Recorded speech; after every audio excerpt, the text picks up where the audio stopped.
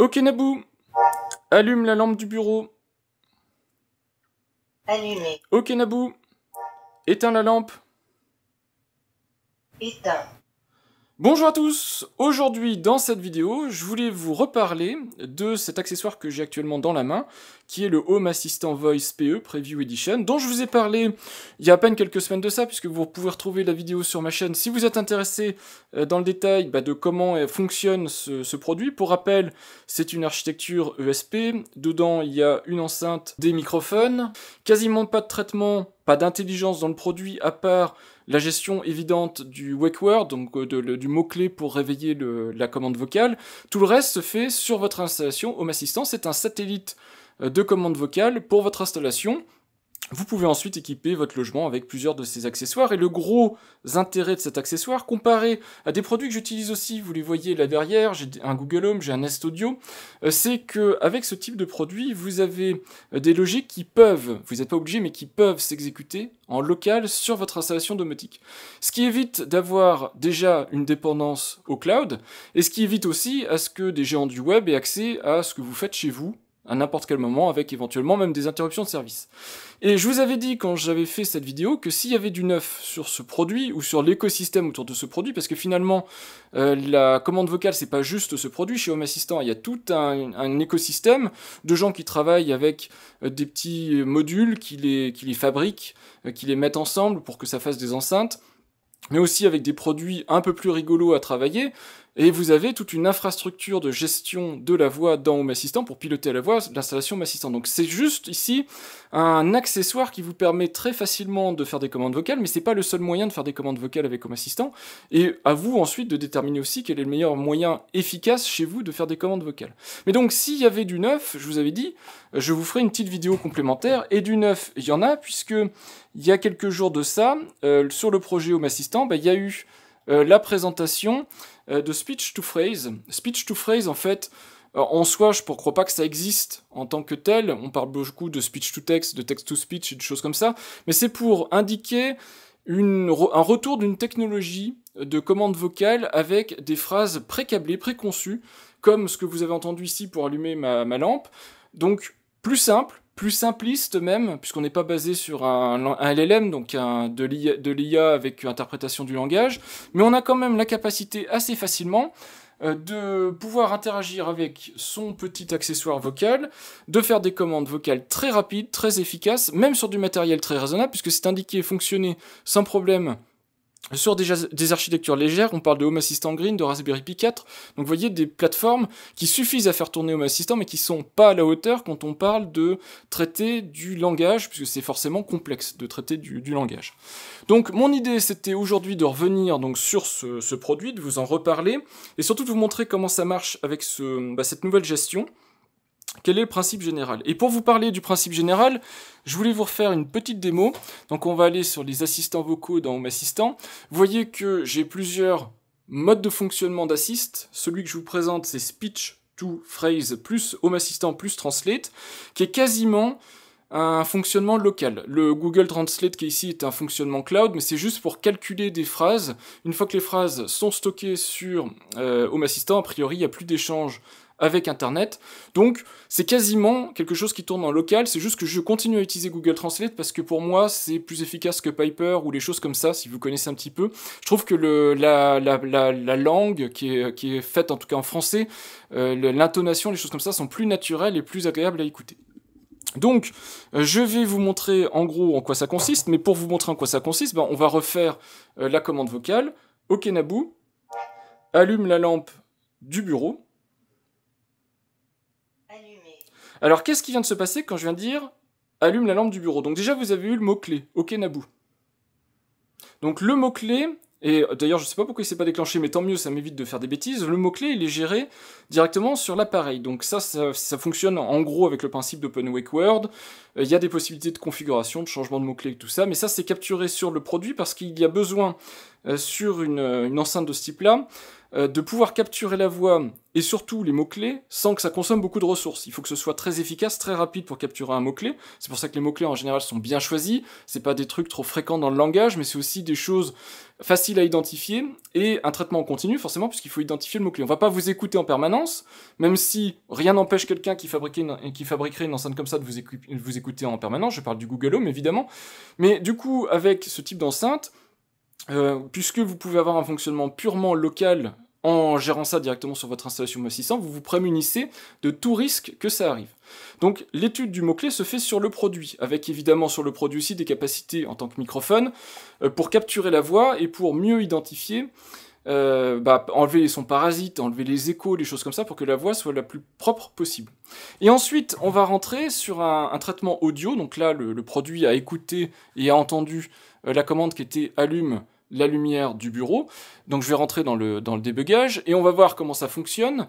Donc ici vous avez en haut le résumé et en gros il y a des grandes phases quand vous faites de l'interprétation de langage. Il y a la partie speech to text et c'est ça qui nous intéresse avec speech to phrase puisque c'est du speech to text, donc du STT. C'est l'interprétation, c'est-à-dire à partir d'un fichier vocal, comment on retranscrit ça sous forme de texte. Et on voit ici que speech to text, qui a fonctionné en local, a identifié la commande allume la lampe du bureau dans la langue française. Donc ça a été interprété maintenant avec des mots. Et ensuite les mots, il faut les associer pour le reste du processing avec des actions. Donc la lampe c'est l'entité qui a été identifiée. Si jamais il y a une ambiguïté, on a bureau, c'est la zone ou la pièce dans laquelle se trouve le produit. Donc lampe du bureau permet normalement de trouver l'entité. Et allume, c'est l'action qui porte sur cette entité.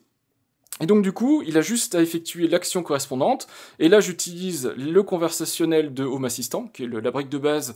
Donc pas d'IA, rien de tout ça, juste une gestion de la langue en fait pour actionner, en fait faire quelque chose. Et ensuite, une fois que l'action a eu lieu, vous avez vu la lumière qui s'allume, il faut quand même dire à la personne qui vient de faire la commande, ça s'est bien passé.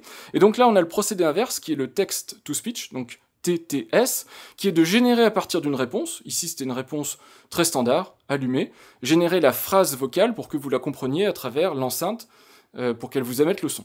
Donc ça c'est la pipeline, donc la liste qui se déroule comme ça de procédures qui ont lieu quand vous faites une commande vocale. Et cette pipeline, vous pouvez la configurer dans Home Assistant.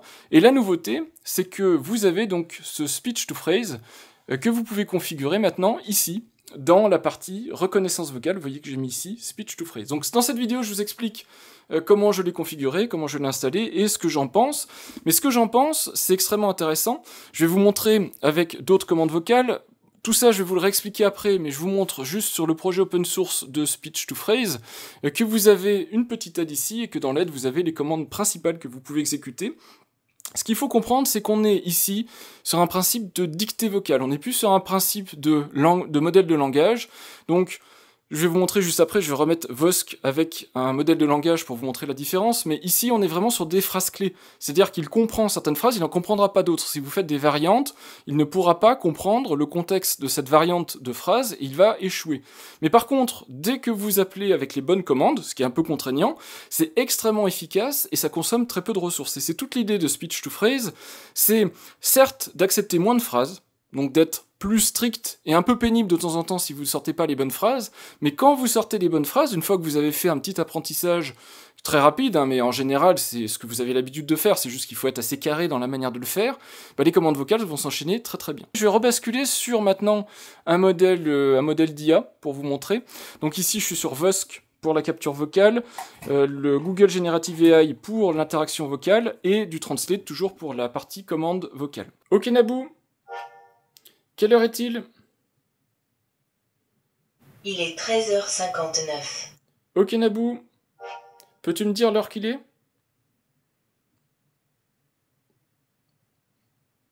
Il est 14h. Ok Naboo, qu'y a-t-il sur l'horloge?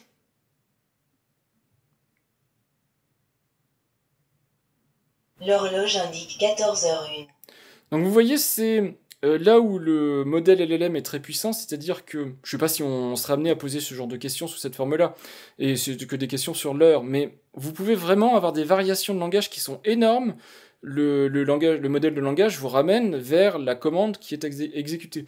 Là, je vous ai fait sur l'heure parce que c'est évident, mais vous imaginez que dans une maison, pour comprendre je sais pas, l'entité à cibler en tout cas, donc la pièce, la zone, des choses comme ça, ça peut très rapidement vous aider, dans le sens où si vous dites éteindre quelque chose et que juste avant vous l'aviez allumé, avec un contexte d'exécution, bah, il peut comprendre que vous voulez éteindre ce que vous venez d'allumer.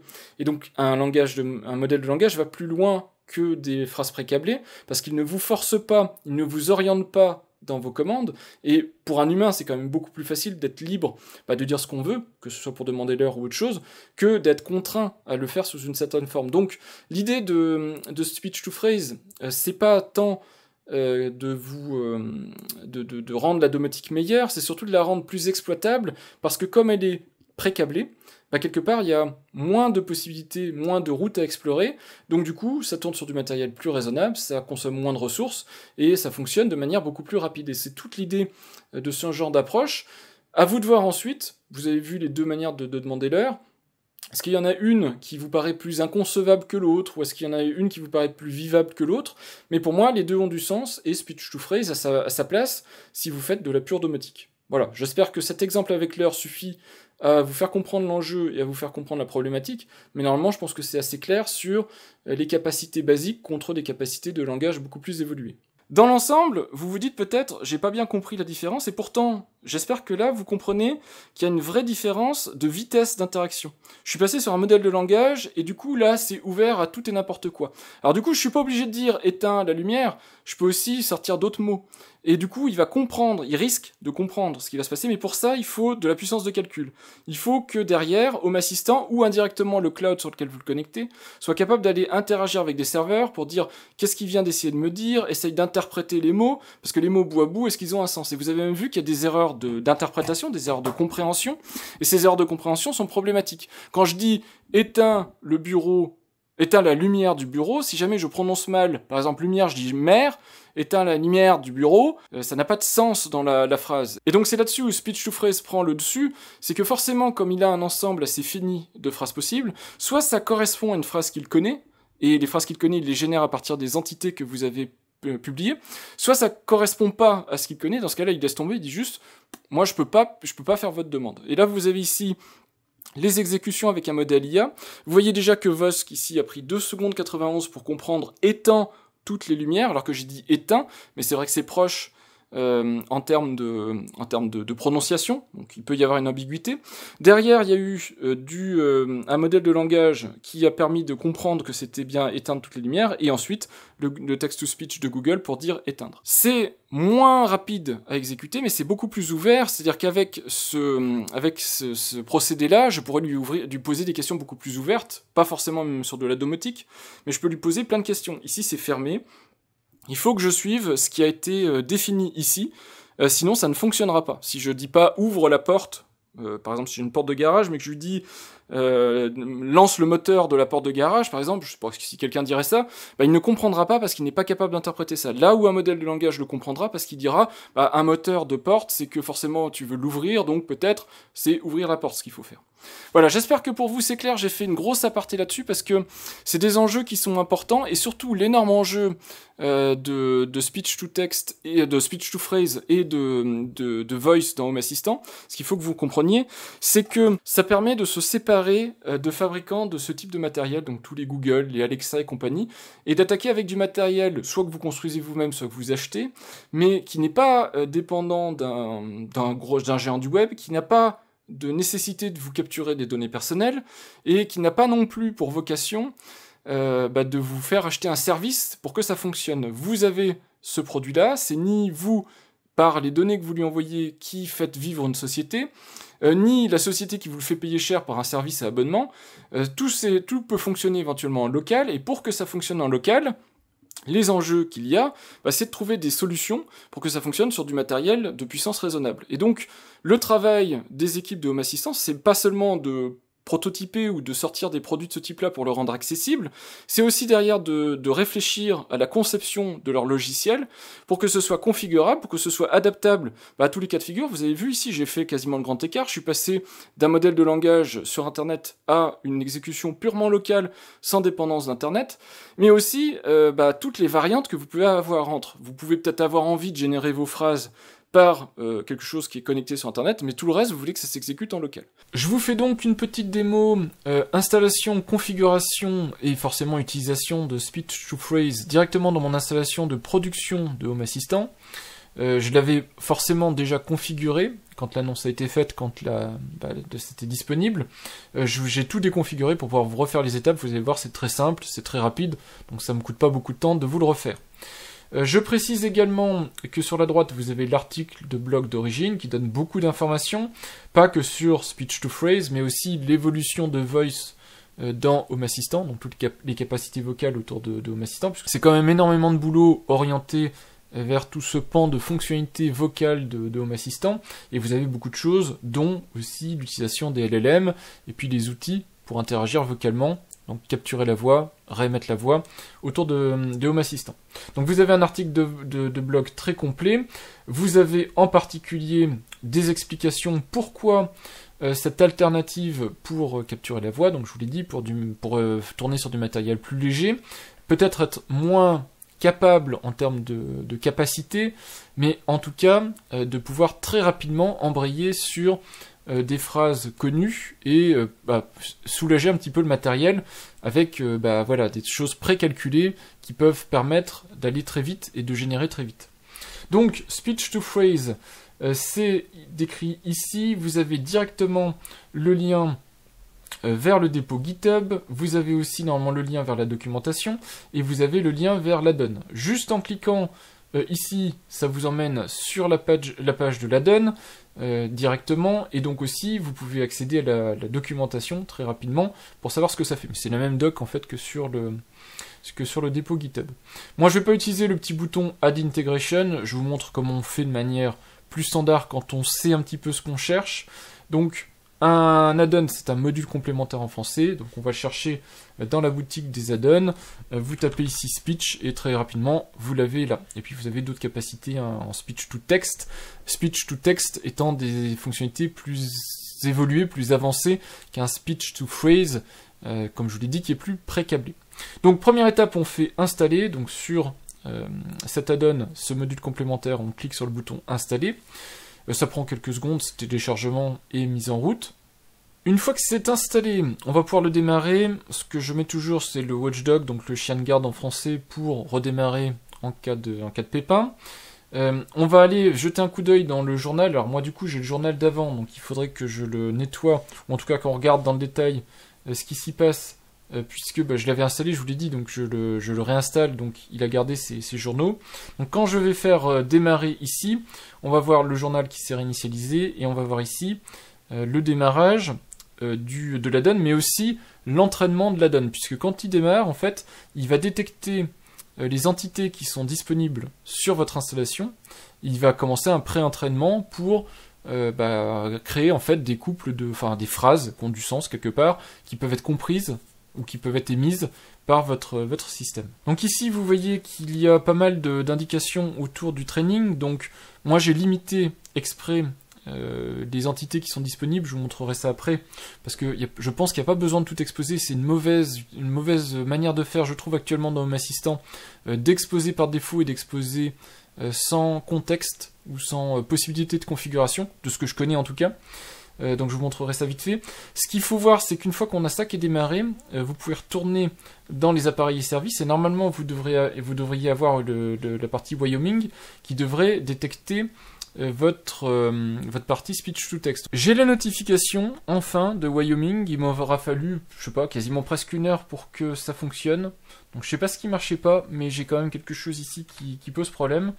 D'ailleurs j'avais peut-être le petit logo aussi qui n'était pas bon. Donc je peux enfin aller dans les notifications, donc vous normalement vous verrez ça aussi. Check it out, vous voyez ici Speech to Phrase Wyoming Protocol. Je peux faire ajouter et je peux faire ici l'ajout. On peut normalement le créer à la main, mais il faut connaître l'URL, le port et tout ça, donc c'est un petit peu compliqué. Pour m'en sortir, j'ai fait une désinstallation et un redémarrage complet de Home Assistant, puis une installation de l'addon, un redémarrage complet de Home Assistant, et un démarrage de l'addon, et là ça a fonctionné.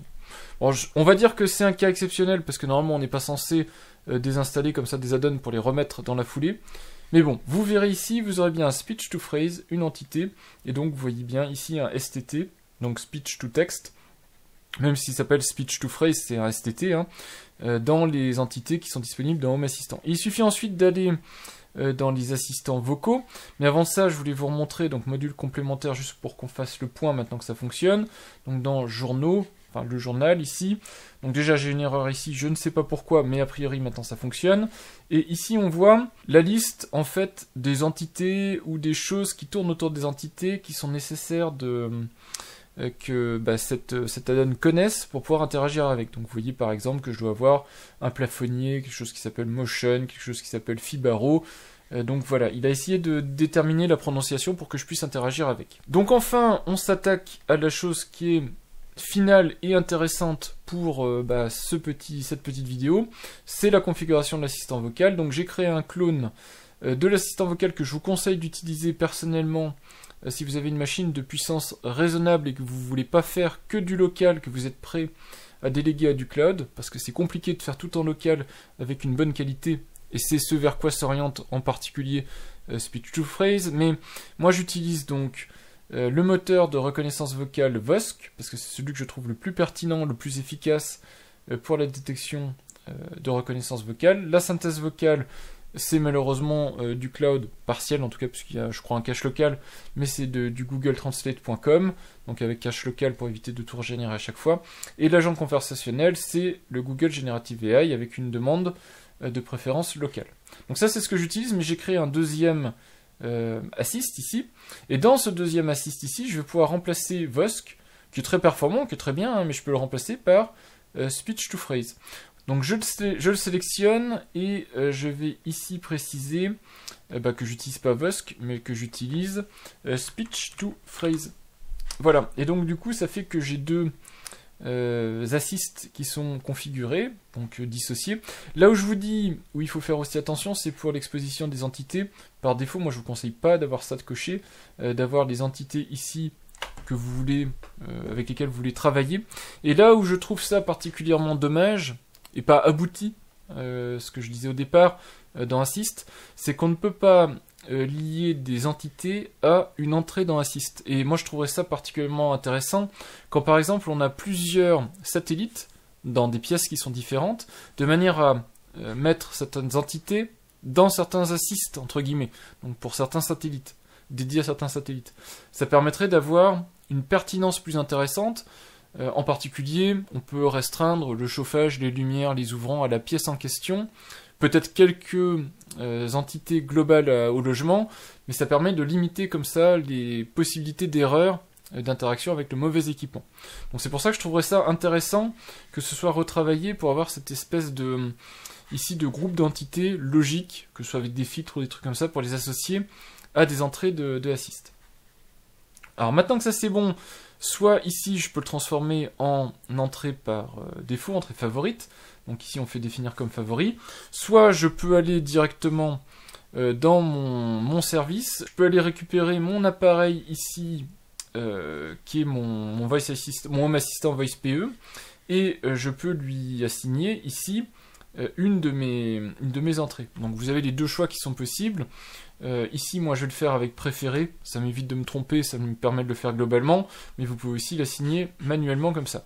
Donc je retourne dans les assistants vocaux. Et donc celui-là, je le passe en définir en favori. Et voilà. Et comme ça, on va pouvoir vérifier l'efficacité de détection vocale entre les deux. Et pour observer la qualité, ou la vitesse en tout cas, de travail, on va pouvoir utiliser le débogage qui est ici pour voir l'efficacité de détection, de transposition de ce que j'ai dit en texte, ce qui permet ensuite d'être exécuté par le reste de la chaîne d'exécution. Et j'ai aussi renommé mes entrées, j'en ai même créé une nouvelle, parce que je teste en parallèle du contenu que je fais, je continue moi de tester Assist et les assistants vocaux de Home Assistant, et donc du coup ça me permet de basculer comme ça rapidement. Mais celui qui nous concerne pour cette vidéo, je vous le reconfirme, c'est un STT, donc reconnaissance vocale Speech to Phrase, avec ensuite un agent de conversation qui est Home Assistant, et du Google Translate pour la sortie vocale. Évidemment, je vous l'ai dit, donc si vous n'utilisez pas les assistants connectés type Google ou Alexa qui sont disponibles soit avec des intégrations custom, soit en utilisant le cloud de Home Assistant, vous avez aussi l'utilisation du cloud de Home Assistant pour ce genre de service, mais c'est à abonnement. Donc si vous le sélectionnez, on vous proposera un abonnement. Donc moi c'est pour ça que je suis connecté comme ça. Donc j'ai deux grandes manières de faire, soit Speech to Phrase Home Assistant Google Translate, soit, je vous le redis, Vosk, que je pourrais mettre aussi en speech to text, c'est juste pour avoir une variante qui est plus à l'aise en termes de reconnaissance vocale, qui reconnaît plus de choses, du Google Generative AI pour la partie agent de conversation, et du Google Translate toujours en sortie. Donc, débugage pour le premier, donc celui qui concerne vraiment le sujet de cette vidéo. On va prendre quelque chose qui a marché, quelle heure est-il? Donc vous voyez ici 1 seconde 14 pour passer de l'empreinte vocale, donc du fichier son, à l'interprétation, quelle heure est-il? C'est directement la bonne interprétation. Ensuite, Home Assistant, en 0,01 seconde, et en 0 seconde, la sortie vocale. Donc c'est extrêmement rapide, on est de l'ordre de la seconde pour avoir une réponse. Évidemment ensuite, il y a les communications réseau et l'émission de la voix, mais on est en 2-3 secondes, en tout cas de temps de réaction, et vous pouvez le voir dans la vidéo pour vous faire une bonne idée. Bon, je vous montre les autres exécutions, comme ça vous avez d'autres. Alors je vais prendre autre chose. Voilà, allume la lampe du bureau, on voit direct, on est sur allume la lampe du bureau, l'action est réalisée tout de suite. Donc vous voyez qu'on est vraiment sur des temps d'exécution qui sont très courts. Si on compare maintenant, toujours sur la même machine, c'est pas une grosse machine, je pourrais vous montrer vite fait après en quoi elle consiste, mais c'est une petite machine en termes de performance quand même. Ici donc on bascule sur quelque chose de plus complexe, puisqu'on est donc sur l'agent conversationnel Google avec de l'IA et Vosk pour l'interprétation vocale. Donc qu'y a-t-il sur l'horloge qui a été bien identifié? On voit qu'on est sur du 3 secondes en gros pour l'interprétation, 0,39 secondes pour l'action à réaliser, et les temps de réponse sont toujours quasiment instantanés, donc ça joue assez peu. Si on prend par exemple quelle heure est-il, vous voyez que c'est pareil, c'est extrêmement rapide. Ici c'est une phrase qui est très simple. Si je prends celui tout à l'heure, éteins toutes les lumières, donc qui était en éteint toutes les lumières, mais il a quand même compris, il a quand même exécuté, on voit qu'on est aussi de l'ordre de 3-4 secondes.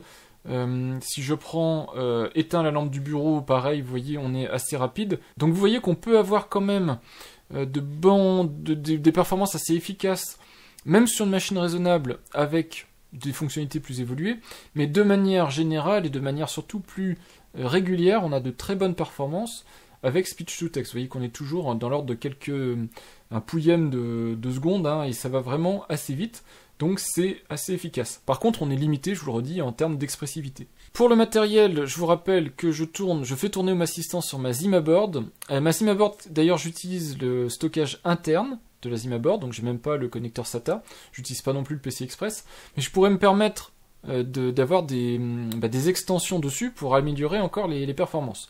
Mais je suis sur une Zimaboard de base, et c'est pas non plus un matériel qui est très performant. C'est un Celeron N3450, la variante que j'ai, c'est la variante, je crois, 8 Go, ce qui est quand même plus sympa pour être à l'aise, et j'ai 32 Go de stockage, ce qui commence à me poser problème. J'ai déjà eu une alerte de surconsommation, surtout parce que je stocke aussi des sauvegardes directement dessus. Mais en tout cas, j'ai aussi des capacités d'utiliser du stockage externe, et j'ai en plus un connecteur PCI Express. Comme ça vous donne une bonne idée des possibilités, avec un matériel quand même limité, des possibilités d'interaction vocale. Voilà en ce qui concerne Speech to Phrase, et donc la mise à jour que je pouvais faire autour du Home Assistant Voice PE. Ensuite, à vous de voir si c'est quelque chose qui vous intéresse à mettre en place, si c'est quelque chose qui répond à vos problématiques, si c'est peut-être trop simpliste par rapport à la manière dont vous gérez votre logement. Je vous rappelle donc, et c'est ce que je vous ai dit dans la vidéo, que Home Assistant vous laisse un choix total, quasiment, sur la manière d'interagir avec la voix. Donc c'est vous qui configurez, c'est vous qui ajoutez les modules pour la compréhension de la langue, donc le speech to text, pour aussi l'interprétation de la langue et le retour vocal. Donc à vous de choisir l'élément, la brique qui correspond le mieux à vos attentes, et quand bien même ça vous satisfait pas complètement, il vous propose aussi des possibilités de contrôle via du Google Assistant de l'Amazon Alexa, directement avec leur abonnement payant, si nécessaire, mais aussi avec leur possibilité Home Assistant Cloud pour Assist, puisqu'ils ont eux-mêmes des services Assist qui vous permettent d'avoir des vraies puissances de calcul pour de la commande vocale. Donc vous avez tout un panel de possibilités, en fonction de si vous voulez déléguer votre commande vocale à des géants du web, ou si vous voulez quand même faire du cloud, mais plutôt dans le monde de Home Assistant avec du cloud privé, quelque chose normalement qui est plus respectueux de votre vie privée, ou avoir un respect total de votre vie privée avec une exécution purement locale, chez vous, sans dépendance d'Internet, sans dépendance de géants du web, sur du matériel lui-même qui ne peut pas faire autre chose que communiquer avec Home Assistant. Donc voilà, un gros respect de la vie privée et aussi une préservation des ressources, puisque Speech to Phrase est beaucoup plus léger que des modèles LLM ou des choses plus complexes, donc ça permet aussi d'avoir du matériel plus modeste pour faire des choses qui normalement devraient vous simplifier la vie au quotidien, puisque moi je trouve que les commandes vocales, c'est quand même très intéressant à avoir dans une maison. Je ne me passerai pas personnellement des commandes vocales dans mon logement.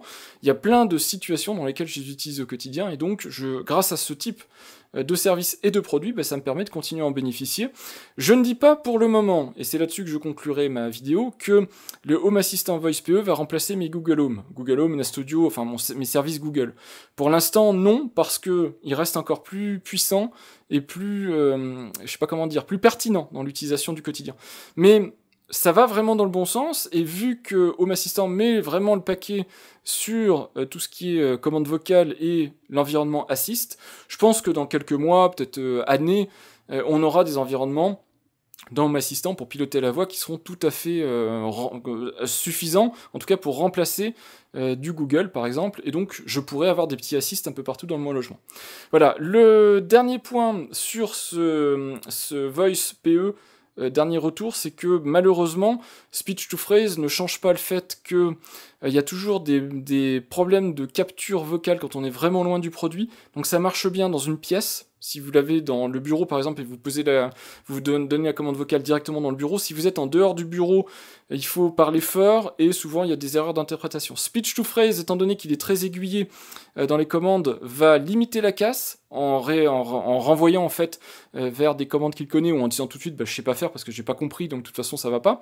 Mais quoi qu'il arrive, ce sont des produits qui sont moins efficaces, beaucoup moins efficaces que des Google Home ou des Nest Audio, qui ont des puissances avec leurs microphones qui sont exceptionnelles. Je pense qu'il y a aussi des puissances de calcul pour aller chercher le son d'une voix par rapport à tout le brouhaha ambiant d'une maison. Mais en tout cas, ce produit-là, même s'il a des capacités d'annulation, d'écho et de choses comme ça directement intégrées dans le produit, n'est pas au même niveau pour une compréhension de la voix quand on est éloigné du produit. Voilà, c'est le seul souci pour moi de ce produit, c'est que il a un budget qui est supérieur à ce que vous pouvez attendre d'une petite enceinte connectée sans en avoir des capacités vocales. Que ça n'émette pas de bonne qualité, de la musique, des choses comme ça, c'est pas grave, c'est parce que j'attends de ce petit genre de produit. Il y a un haut-parleur qui suffit pour par exemple faire une petite sonnette ou je sais pas quoi, si vous voulez, quelqu'un sonne à la porte, ça suffit largement. Pour écouter de la musique, c'est pas très bon pour de la hi-fi, des choses comme ça, et c'est même pas très bon pour écouter de la musique, mais c'est pas là-dessus, à la limite, que j'attends le produit ou que j'aurais des reproches à faire sur le produit. Par contre, sur la qualité des microphones et la possibilité d'isoler le son de votre voix, quelle que soit la distance à laquelle vous êtes, ça c'est un peu plus gênant. Ça fonctionne, mais ça fonctionne dans un périmètre de quelques mètres. Au-delà de ça, quand vous sortez de la pièce, quand vous êtes vraiment loin, c'est insuffisant. Voilà en tout cas ce que je pouvais vous dire sur les évolutions dans Home Assistant autour des commandes vocales. C'est encore un beau pas en avant, c'est toujours une belle amélioration à avoir, et on s'oriente de plus en plus vers des assistants vocaux qui peuvent fonctionner complètement en local, sans pour autant avoir besoin de sortir des serveurs énormes pour calculer les commandes vocales. Donc c'est intéressant, ça va dans le bon sens, et je pense qu'il se peut maintenant que je fasse une bascule. Peut-être je vais attendre encore quelques mois que tout ça évolue bien. Il y a encore, je pense, quelques petites choses à faire, je vous l'ai dit, au niveau de l'exposition des entités. S'ils le font, je ne sais pas s'ils le feront. Mais en tout cas, on s'oriente vers quelque chose de plus exploitable, de plus utile, et probablement qui pourra remplacer mon environnement Google. Donc je pourrais peut-être me passer de mes enceintes connectées Google, on verra. Voilà, j'espère que ce que je vous ai présenté vous a été utile, et puis je vous dis à bientôt pour de prochaines vidéos. Au revoir!